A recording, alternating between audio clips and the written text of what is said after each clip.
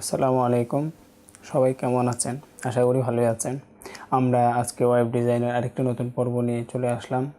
গত পর্বে আমাদের যে বিষয়গুলো মিসিং হয়েছিল সেই বিষয়গুলো সহ আমরা এই পর্বে আরও কিছু নতুন বিষয় নিয়ে আলোচনা করব। আর যারা আগের পর্বগুলো দেখে আসেননি তাদের হয়তো বুঝতে অসুবিধা হবে, তারা অবশ্যই আগের পর্বগুলো দেখে আসবেন আমার ফেসবুক পেজ থেকে অথবা আমার ইউটিউব চ্যানেল থেকে। তাহলে চলুন আমরা কম্পিউটার স্ক্রিনে চলে আসলাম আমরা কম্পিউটার স্ক্রিনে। গত পর্বগুলোর মতো আমরা এই পর্বের একটি নতুন ফাইল তৈরি করে নিচ্ছি Ctrl+Shift+N প্রেস করে। এই ফাইলের নাম হিসেবে আমরা আজকে ডেটটি দিচ্ছি 29 ডিসেম্বর 2018। আমরা এই ফোল্ডারটিকে ড্র্যাগ করে আমাদের এডিটরের ভিতরে প্লেস করছি। এই হলো আমাদের ফোল্ডারটি। আমরা এর ভিতরে একটি নতুন ফাইল তৈরি করে নিচ্ছি। Ctrl+S প্রেস করে এর একটি নাম দিয়ে দিচ্ছি index.html, সেভ করে নিলাম। এই হলো আমাদের ফাইলটি। ফাইলটি শো করছে না, সেজন্য আমরা এখান থেকে এটাকে রিফ্রেশ করতে পারি। রিফ্রেশ ফোল্ডার, এই দেখুন আমাদের ফাইলটির ভিতরে চলে এসেছে। প্রথমে আমরা HTML এর বেসিক ফরম্যাটে লিখে নিচ্ছি। ক্যারেক্টার সেটটি ডিক্লেয়ার করে নিচ্ছি, ক্যারেক্টার সেটটি F8।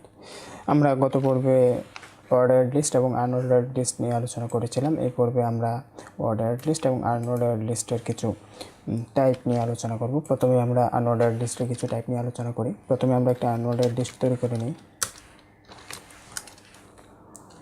A, B, C, আমরা 3টি লিস্ট নিলাম। ডিফল্ট অবস্থায় আমরা দেখি এর আউটপুটটি কী আসে, সেজন্য আমাদেরকে আমাদের ফোল্ডারের ভিতরে চলে যেতে হবে, অথবা আমরা এখান থেকে রাইট বাটন ক্লিক করে আউটপুট দেখতে পারি। চলে আসলাম আমরা আমাদের আউটপুট পেজে। এই হলো আমাদের আউটপুটটি। আমি আউটপুটগুলো অবশ্যই দেখতে যাচ্ছি ক্রোম ব্রাউজারে, সেজন্য আমরা এখান থেকে ইউআরএলটি কপি করে আমাদের ক্রোম ব্রাউজারে সেট করে ইন্টারপ্রেস করতে পারি। চলে আসলো আমাদের এখানে আউটপুটটি। এই হলো আমাদের প্রথম যে ডিফল্ট হিসেবে যে ভ্যালুটি থাকে আনঅর্ডার্ড লিস্টে, এটি হলো ডিস্ক। আমরা যদি টাইপ ডিস্ক ডিক্লেয়ার করি তাহলে আমরা এই ভ্যালুটি পাবো। যেমন আমরা যদি এর ভিতরে একটি অ্যাট্রিবিউট ব্যবহার করি টাইপ, এবং এর ভ্যালু হিসেবে যদি আমরা ডিস্ক ইউজ করি তাহলে আমরা এই ভ্যালুটি পাবো। তার মানে বাই ডিফল্ট এটি ডিস্ক প্রপার্টি ইউজ করে। তারপর আমরা ইউজ করতে পারি হলো সার্কেল। তাহলে আপনারা এর পরিবর্তনটি লক্ষ্য করতে পারবেন, সার্কেল। এক্ষেত্রে যদি আমরা আউটপুটটি দেখি, দেখুন এটি একটি সার্কেলে রূপান্তরিত হয়েছে। তার আরেকটি প্রপার্টি আছে স্কোয়ার। আমরা যদি এখানে স্কোয়ার ইউজ করি, SQUARE, স্কোয়ার ইউজ করি, তাহলে দেখুন আমাদের লিস্টের স্টাইলটি হয়ে গেছে স্কোয়ার সাইজের একটি আইকনের। তাছাড়া আমরা চাইলে এই লিস্টের স্টাইলটি একদম নান করে দিতে পারি, যাতে করে এর পাশে কোনো স্টাইল না শো করে। সেজন্য আমরা নান লিখব, NONE, নান। অবশ্যই স্পেলিং মিস্টেক হওয়া যাবে না। দেখুন আমাদের লিস্টের পাশ থেকে আইকনটি চলে গেছে। তারপরে আমরা আনঅর্ডার্ড লিস্টের বিভিন্ন টাইপ সম্পর্কে দেখলাম। এখন আমরা দেখব অর্ডার লিস্টের কিছু টাইপ সম্পর্কে। সেজন্য আমরা শুধু এখানে এটির ফরম্যাটটি পরিবর্তন করে দিচ্ছি, OL করে দিলাম UL থেকে, অর্ডার লিস্ট বোঝানোর জন্য। আর আমরা এই ক্ষেত্রে টাইপ হিসেবে ইউজ করতে পারি 1, যেটি বাই ডিফল্ট থাকে। 1 2 3 আসছে বাম পাশে, আমরা আউটপুটে দেখলাম। তাছাড়া আমরা ইউজ করতে পারি A। আমরা যদি আউটপুটে চলে যাই তাহলে দেখুন আমাদের বাম পাশে ABC এগুলো অক্ষর চলে আসছে। আর আপনারা চাইলে ক্যাপিটাল A ইউজ করতে পারেন, সেক্ষেত্রে আপনারা আউটপুট পাবেন হলো ক্যাপিটাল লেটারে। এই যে ABC চলে আসছে, এটা হলো আমাদের টাইপ করা, আর এটি হলো লিস্টের স্টাইল, এই পাশে এগুলো। তাছাড়া আমরা ইউজ করতে পারি হলো রোমান সংখ্যা। আমি ছোটো হাতের রোমান সংখ্যা ইউজ করলাম, দেখুন ছোটো হাতেরগুলো চলে এসেছে। আর আমরা যদি ক্যাপিটাল ইউজ করি তাহলে বড় হাতের বা ক্যাপিটাল রোমান সংখ্যাগুলো শো করবে। তাছাড়া আমরা আরেকটি বিষয় নিয়ে আলোচনা করতে পারি, সেটি হলো আমরা চাইলে আমরা এটি নির্ধারণ করে দিতে পারি যে আসলে কত থেকে কাউন্টটি শুরু হবে। সেটি বোঝার জন্য আমরা নাম্বারে চলে যাচ্ছি। বাই ডিফল্ট যেটা থাকে, আমরা এখানে কিছু না লিখলেও 1 2 3 হিসেবে এটি কাউন্ট হইতো। তারপর আমি এখানে একটি টাইপ অ্যাট্রিবিউট ইউজ করেছি। সাথে সাথে আপনি আরেকটি প্রপার্টি ইউজ করতে পারেন, আর আরেকটি অ্যাট্রিবিউট ইউজ করতে পারেন, সেটি হলো কাউন্ট। এই কাউন্ট ইউজ করে আপনি স্টার্ট, এর মাধ্যমে আপনি বলে দিতে পারেন যে কাউন্টটি কত থেকে শুরু হবে। তাহলে চলুন দেখি আমরা এটা কীভাবে ইউজ করব। আমি এখানে বলে দিচ্ছি start স্টার্ট, আমি বলে দিচ্ছি এটি স্টার্ট হবে 5 থেকে। তাহলে চলুন আমরা ক্রমে দেখি আউটপুটটি কী আসে। দেখুন এটি 5 থেকে কাউন্ট শুরু হয়েছে, 5 6 7। আপনি চাইলে এটিকে 15 করে দিতে পারেন, সেক্ষেত্রে এটি 15 থেকে কাউন্ট শুরু হবে। দেখুন 15 16 17। এই হলো আপনার এই কাউন্টের ইউজ। এর মাধ্যমে আমরা বলে দিতে পারি যে আসলে লিস্টের কাউন্ট কত থেকে শুরু হবে। এক্ষেত্রে যদি আমরা ইউজ করি তাহলে চলুন দেখি কী আউটপুট আসে। দেখুন এখন OPQ চলে এসেছে। এক্ষেত্রে আমরা যদি এটিকে কমিয়ে দিই, 2 করে দিচ্ছি, তাহলে বিষয়টি লক্ষ্য করে বোঝা যাবে। দেখুন 2 নাম্বার লেটার থেকে শুরু হয়েছে, BCD। A হলো 1 নাম্বার, B হলো 2 নাম্বার। আমরা যেহেতু এখানে স্টার্ট বলে দিয়েছি 2 নাম্বার থেকে, সেই জন্য এটি কাউন্ট শুরু হয়েছে B থেকে। আমরা যদি 3 বলে দিতাম তাহলে অবশ্যই C থেকে এটি কাউন্ট শুরু করবে। অনুরূপভাবে আমরা যদি এখানে টাইপটি পরিবর্তন করে রোমান সংখ্যা ইউজ করি, একই আউটপুট দেখা যাবে। এক্ষেত্রে দেখুন রোমান সংখ্যা 3 থেকে কাউন্ট শুরু হয়েছে, আর আমরা যদি এখানে 2 ইউজ করি তাহলে এটি রোমান 2 থেকে কাউন্ট শুরু করবে। এই ছিল আমাদের লিস্ট এবং আনঅর্ডার্ড লিস্টের কিছু টাইপ। তাছাড়া আমরা আরেকটি লিস্ট সম্পর্কে জানবো আজকে, সেটি হলো নেস্টেড লিস্ট। নেস্টেড লিস্ট মানে হলো একটি লিস্টের ভিতরে আরেকটি লিস্ট। তাহলে চলুন আমরা প্র্যাকটিক্যালি দেখি যে আসলে নেস্টেড লিস্ট কী। সেজন্য আমরা প্রথমে একটি আনঅর্ডার্ড লিস্ট তৈরি করে নিচ্ছি। এর ভিতরে আমরা দিচ্ছি capital A, capital B, capital C।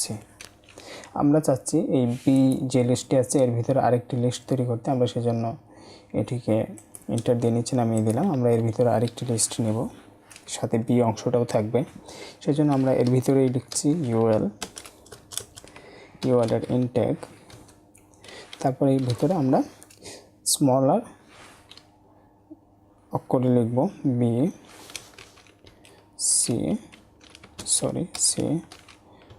CD। তাহলে চলুন দেখি আসলে কি আউটপুট লক্ষ্য করা যায়। আমরা ব্রাউজার উইন্ডোতে চলে গেলাম, রিলোড দিলাম।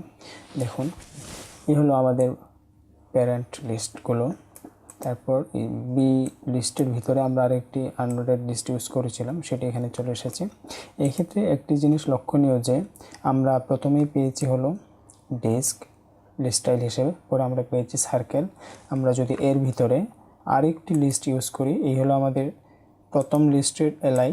তারপর আমরা এর ভিতরে একটি UL নিয়েছি, তার ভিতরে আরও LI আছে। আমরা এর ভিতরে আরেকটি UL নিয়ে দেখি যে নেস্টেড লিস্টগুলোতে কী পরিবর্তন হয়। আমরা সেই জন্য এর ভিতরে আরেকটি UL নিচ্ছি, এর ভিতরে LI নিচ্ছি, 1 2 নিলাম। চলুন আমরা আউটপুটটি দেখি। দেখুন লিস্টে আস্তে আস্তে পরিবর্তন হচ্ছে। প্রথমে হয়েছে ডেস্ক, তারপর সার্কেল, তারপর হয়েছে স্কোয়ার। তারপর যদি আমরা আরেকটি লিস্ট নিই তাহলে চলুন দেখি যে লিস্ট নিয়ে কী হয়। আমরা এই 2 এর ভিতরে আরেকটি লিস্ট নেব। আমরা এটিকে ফরম্যাটিং করে নিচ্ছি যাতে আমাদের বুঝতে সুবিধা হয়। আমরা এর ভিতরে আরেকটি নিচ্ছি, UL এর ভিতরে আরেকটি লিস্ট তৈরি করে নিচ্ছি, AA BB। চলুন আমরা আউটপুটটি দেখি। দেখুন আমাদের লিস্টের প্রপার্টি হিসেবে টাইপ হিসেবে ছিল ডেস্ক, সার্কেল, স্কোয়ার। তাছাড়া আর কোনো ডেস্কের প্রপার্টি নাই, সেই কারণে এটি স্কোয়ার পর্যন্ত যাওয়ার পরে আর কোনো স্টাইলে পরিবর্তিত হচ্ছে না, সেই স্টাইলটি বজায় রেখেছে। আর একটি লিস্টের ভিতরে আরেকটি লিস্ট ইউজ করাই হলো নেস্টেড লিস্ট। আর লিস্টের ভিতরে যে কোনো কিছু থাকতে পারে, একটি অর্ডার লিস্ট থাকতে পারে, আনঅর্ডার লিস্ট থাকতে পারে, অথবা যে কোনো HTML এলিমেন্ট থাকতে পারে, অথবা ইমেজ থাকতে পারে, যে কোনো লিঙ্ক থাকতে পারে, যে কোনো কিছু থাকতে পারে। আচ্ছা, তাহলে আমরা এই লিস্টের আলোচনা আজকে পর্যন্তই রাখছি। তারপর এই ফাঁকে আরেকটি বিষয় নিয়ে আমরা আলোচনা করে নিই, HTML এর কমেন্ট মূলত হলো যে কোনো একটি বিষয়কে বলে দেওয়া যে আপনি যখন অনেক বড় বড় কোড লিখবেন, অনেক বড় বড় ডকুমেন্ট লিখবেন, তখন দেখা যাবে যে আপনি একটা সেকশন দেখে বুঝতে পারবেন না যে এটা আসলে কেন লিখেছিলেন। সেজন্য আপনাকে বিভিন্ন দিক নির্দেশনা দেওয়ার দরকার হতে পারে, যেগুলো কোডে কোনো প্রভাব ফেলবে না। সেগুলোকে আমরা কমেন্ট দিয়ে লিখতে পারি। যেমন আমরা লিখতে চাচ্ছি যে লিস্ট স্টার্ট হিয়ার। আমরা যদি এটাকে কমেন্ট না করি তাহলে দেখুন আউটপুটে গেলে কী হয়। আমরা আউটপুটে চলে আসলাম, দেখুন এই আমরা যে লাইনটি লিখেছিলাম এটি এখানে দেখা যাচ্ছে। আর আমরা যদি এটাকে কমেন্ট করে দিই, কমেন্ট করার জন্য আপনাকে ওই লাইনের শুরুতে একটি লেস দেন, একটি আমরা বাংলায় এটাকে আশ্চর্যবোধক চিহ্ন বলে থাকি, এক্সক্লেমেশন চিহ্নটাকে ইউজ করতে হবে। তারপর দুইটা মাইনাস, তারপর একটা স্পেস। স্পেস না ইউজ করলেও কাজ করার কথা, এই যে কাজ করবে, কিন্তু আমরা স্পেস ইউজ করব যাতে কমেন্ট অংশটাকে আলাদাভাবে বোঝা যায়। তারপর হলো আমাদের কাঙ্ক্ষিত লেখা। তারপর আমরা কমেন্ট ক্লোজ করব হলো একটি স্পেস দিয়ে, দুইটা মাইনাস দিয়ে গ্রেটার দেন। আর আমরা যদি এখানে এটি ক্লোজ না করি তাহলে দেখুন পরের বাকি অংশটুকু সবটাই কমেন্টে রূপান্তরিত হয়ে যাবে। সেজন্য আমাদেরকে এটি ক্লোজ করতে হবে, এটি অবশ্যই ক্লোজ করতে হবে, নইলে বাকি কোডগুলো আর কাজ করবে না। তাহলে চলুন আমরা আউটপুটে চলে যাই যে কমেন্ট দেওয়ার ফলে আমাদের কী পরিবর্তন হচ্ছে। আমরা আউটপুটে চলে আসলাম, এই দেখুন পূর্বে এখানে এই লেখাটি এসেছিল, আমরা যদি এখন রিলোড দিই আর এই লেখাটি শো করছে না। তার মানে হলো কমেন্টের ভিতরে কোনো কিছু লিখলে সেটি আর কোডের উপর কোনো প্রভাব ফেলে না। যদি আমরা এই এলআইটিকে কমেন্টের ভিতরে ঢুকিয়ে দিই তাহলে আমরা এই এলআইটিকেও দেখতে পাবো না। আমরা এইভাবে HTML-এর কোনো একটি অংশ, কোনো একটি এলিমেন্টকেও আমরা হাইড করে দিতে পারি। আমরা কমেন্ট করে দিচ্ছি অংশটিকে। চলুন আমরা আউটপুটে গিয়ে দেখি যে আসলে এটি শো করছে কিনা। দেখুন এখান থেকে হাইড হয়ে গিয়েছে, মানে কমেন্টের কারণে এটি আর শো করছে না। এই ছিল HTML কমেন্ট নিয়ে আলোচনা। তারপর আমরা আরেক ধরনের লিস্ট সম্পর্কে জানব, সেটি হলো ডেসক্রিপশন লিস্ট। সেটি অনেকটা এরকম, এর তিনটি প্রপার্টি রয়েছে। একটি হচ্ছে আমরা আনঅর্ডার লিস্ট ইউজ করার জন্য আনঅর্ডারের ইউ এবং লিস্টের এল ইউজ করেছিলাম। আমরা এই ক্ষেত্রে যেহেতু আমরা ডেসক্রিপশন লিস্ট নাম বলেছি, সেক্ষেত্রে আমরা ডি এবং এল ইউজ করব। ডেসক্রিপশন লিস্ট বোঝানোর জন্য আমরা লিখছি ডিএল, স্টার্ট ট্যাগ লিখলাম, আমি ইনটেগ লিখলাম। এর ভিতরে আমরা ডেসক্রিপশন লিস্টের অন্যান্য এলিমেন্টগুলো লিখব। ডেসক্রিপশন লিস্টের দুটি অংশ থাকে, একটি হচ্ছে ডেসক্রিপশনের টাইটেল আর একটি হচ্ছে ডেসক্রিপশনের ডাটা। সেক্ষেত্রে আমরা যদি ডেসক্রিপশন টাইটেল লিখতে যাই আমাদেরকে লিখতে হবে ডিটি স্টার্ট ট্যাগ ইনটেগ। এর ভিতরে আমরা একটি টাইটেল দিয়ে দিচ্ছি, যেমন কফি, এবং আমরা এর ডাটা হিসেবে ইউজ করব ডিডি। ডেসক্রিপশন ডাটা বোঝানোর জন্য আমরা ডিডি ইউজ করেছি, ডেসক্রিপশনের ডি এবং ডাটার ডি। এর ভিতরে আমরা লিখছি cold coffee, COLD, cold COFFE।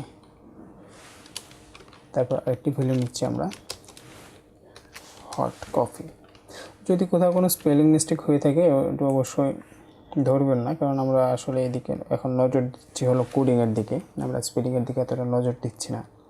তারপর আমরা আরেকটি ডেসক্রিপশন টাইটেল নিচ্ছি, সেটির নাম দিচ্ছি আমরা মিল্ক। এর জন্য আমরা ডেসক্রিপশন ডাটা নিচ্ছি হলো ডিডি দিয়ে। এর ভিতরে আমরা নিচ্ছি পাউডার, এবং আরেকটি নিচ্ছি হলো লিকুইড, LIQUID। তাহলে চলুন দেখি ডেসক্রিপশন লিস্টের আউটপুটটা কেমন থাকে। সেজন্য আমরা ব্রাউজার উইন্ডোতে চলে গেলাম, রিলোড দিলাম। দেখুন এই হলো আমাদের ডেসক্রিপশনের টাইটেল, আর এই হলো আমাদের ডেসক্রিপশনের ডাটা। এই হলো আমাদের ডেসক্রিপশনের টাইটেল, আর এই হলো আমাদের ডেসক্রিপশনের ডাটা। এই হলো ডেসক্রিপশন টাইটেলের ডেসক্রিপশন লিস্টের ব্যবহার। তাহলে আপনারা আশা করি বুঝেছেন যে আসলে ডেসক্রিপশন লিস্টটা কী। তাহলে আমরা আজকে এই পর্যন্তই রাখছি। পরবর্তী পর্বে আমরা আরও কিছু অ্যাডভান্স প্রপার্টি নিয়ে আলোচনা করব। পরবর্তী পর্বে হয়তো আমরা কিছুটা CSS নিয়ে আলোচনা করতে পারি, বেসিক কিছু CSS-এর প্রপার্টি নিয়ে। আর আমরা CSS সম্পর্কে আরও ভালোভাবে জানবো CSS-এর পর্বে। যেহেতু আমরা এখন HTML পর্ব নিয়ে আলোচনা করছি, সেক্ষেত্রে আমরা যেটুকু আমাদের CSS এই পর্বে ইউজ করতে হয় সেটুকু আমরা ইউজ করব, বাকিটা আমরা যখন CSS নিয়ে ক্লাস শুরু করব তখন শিখব। তাহলে আমাদের আজকের পর্বটি এখানে শেষ করলাম। আর আমার এই ভিডিও টিউটোরিয়ালটি যদি ভালো লেগে থাকে তাহলে অবশ্যই লাইক করবেন। আর যদি কোনো কিছু বুঝতে অসুবিধা হয় অবশ্যই আমাকে কমেন্ট করে জানাবেন, আমি সাধ্যমতো চেষ্টা করব এর উত্তর দেওয়ার। আর যারা আমার চ্যানেলে নতুন তারা অবশ্যই চ্যানেলটিকে সাবস্ক্রাইব করবেন। আর যদি ফেসবুক পেজ থেকে দেখে থাকেন তাহলে অবশ্যই আমার পেজটিকে লাইক করে রাখবেন, যাতে আপনারা পরবর্তী ভিডিওগুলো পেতে পারেন। তাহলে আজকে এই পর্যন্তই। আসসালামু আলাইকুম।